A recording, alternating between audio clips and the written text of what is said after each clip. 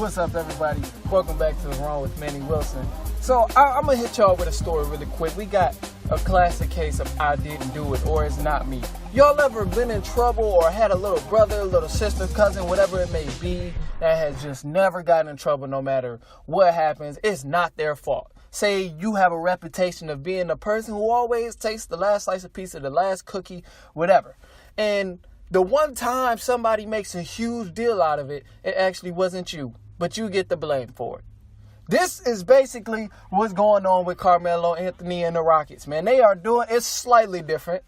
I had to use some kind of analogy, but it's slightly different. But the Houston Rockets are making it seem like Carmelo Anthony is just a huge problem of why they're losing, why people are missing shots. It's like, no, one person cannot determine this much for one team.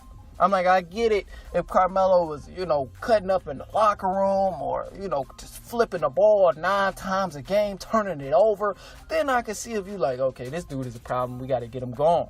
But that's not the case. The team, they say the team is not good at defense. And, of course, I agree with this. The Rockets are not good at defense. They could care less about defense. But yet they say Carmelo is a huge reason why the defense isn't going well. People on the team have been making shots. Carmelo has played pretty good. He had a few games where he was all right, mostly pretty solid. But you can't blame him for another man missing shots and missing layups. They've had injuries. This is the last thing. They had injuries. Chris Paul was hurt. He was out for a little bit. James Harden was out for a little bit. They came back and they still wasn't making shots. But you can't blame Carmelo for not putting up 90 and winning the game all by himself. You can't do that. Chris Paul and James Harden are 2 players on our team who make up the whole entire Houston Rockets, really. Harden is that star player on the franchise. And I'm like, wow, you're going to blame somebody else for the reason that they aren't producing right away or the reason that other people on the team aren't producing right away. Now, look, I get it.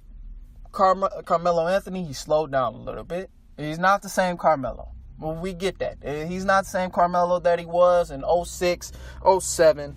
Of course. That's completely understandable. We know he slowed down a little bit. But that doesn't mean the man can't hoop like that don't mean he just lost all of his skill. He can still shoot the ball all right. He can still put it on the floor a little bit. I mean, damn. It was the game against Brooklyn. He put up 28 points, was 6 for 10 shooting threes. I'm like, you know how many how many teams in the NBA could use somebody who can make a forward who can make threes? Plenty of teams in the league can use a forward that can make threes. The game, I can't remember exactly who it was, but it was some team. He put up 24 points and then shot 6 for 10 from three-pointers again. I'm like, okay, that's pretty solid. So it's not like he's just jacking everything and completely broke around here. That would be different. I could see if he was shooting 1 for 12 from three-point line or a field goal percentage of 2 for 19. That's a different story right there. Then I was like, okay, this dude, he got to go. But that's not the case. He's not doing that.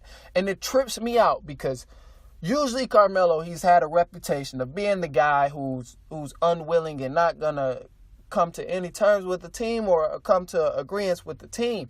Like when he was in OKC, everybody laughed at the idea and how solid he was on the idea that he's not coming off the bench. That was his main thing. He was like, look, I'm not coming off the bench, period. And that's how it went. It was funny. I was one of those people. I'm like, damn, Melo, you got to realize you're not the same dude. So I'm like, you got to relax a little bit with that. You should just come off the bench and do your thing. So I laughed about that a little bit. But when he goes to the Rockets, he finally is accepting. He's like, you know what? I'll come to terms with you guys. If y'all want me to come off the bench, I can do it. Whatever is going to help us go to the playoffs and win. That was like the first winning decision I've ever seen Carmelo make. In my entire life of watching Carmelo Anthony, that was the first winning decision I've seen him make in terms of his career. He was like, I'm willing, I'll go ahead and I'll come off the bench.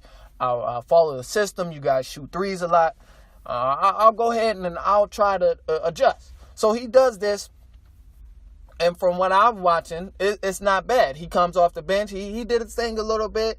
And I'm like, that's good. He's actually willing. But the time he's finally willing in his career, the team is blaming him for everything. Like, I don't even see how you can blame this man for defense or blame him for the team not playing defense when nobody in the league even plays defense.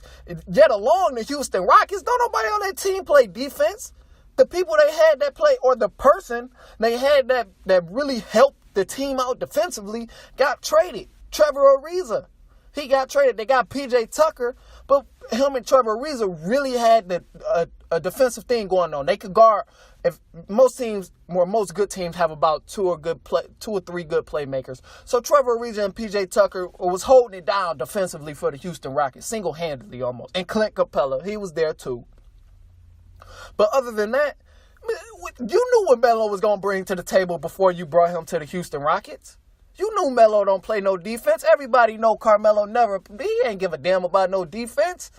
You know that. That's him. That's Carmelo Anthony. Who did you think this dude was? Harden don't even play defense. Chris Paul don't play. None of them people on that team play defense besides about two people. So you can't bring one person in here and talk about, he's really hurting us defensively. You can't give us all kind of BS excuses about that when really he's trying to fall into alignment with your terms. He's trying to fall in alignment with what you're putting down. He's trying to follow the system. But you're making it seem like he's just a huge problem when really he's not. Also, it's plenty of teams in the league that would love a player who can afford a 6'8" forward, who can shoot threes, who can put the ball on the ground and maybe get a bucket. It's plenty. Carmelo Anthony, it's not, I can see if Carmelo was worn down, completely done out the game, can't shoot, can't dribble, can't do nothing no more. But that's not the case. Vince Carter is still playing in the league. He about 41, 40. He's old in NBA terms. Vince Carter is still in the league. He learned to shoot. He's not the best player, but he's still holding it down. He done became a solid role player. And you telling me Carmelo can't do that? And I still believe Carmelo can shoot better than Vince Carter. He can play with his back turned to the basket better than Vince Carter. And you're going to tell me that Carmelo is just untalented, not good, or whatever. Like, that doesn't make sense to me. It's too many teams in the league today that need help. You can't put someone with enough talent like Carmelo Anthony out and just throw him out to the dirt and create that narrative that he's invaluable to a team or he cannot help a team anymore. When many teams in the league need help, need forwards who can shoot the ball, especially because that's how the game is being played now. Many people want to shoot the three ball, and he's a player that can do it.